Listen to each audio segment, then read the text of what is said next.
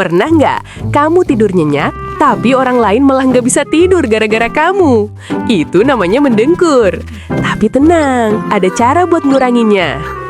Mendengkur terjadi karena jalan nafas kamu menyempit dan bergetar saat tidur. Solusi paling gampang, tidur miring, bukan telentang. Hidung mampet, kecapean, atau kebanyakan minum sebelum tidur juga bikin ngorok makin parah. Kamu juga bisa pakai bantal khusus anti ngorok atau plester hidung untuk mengurangi suara dengkuran.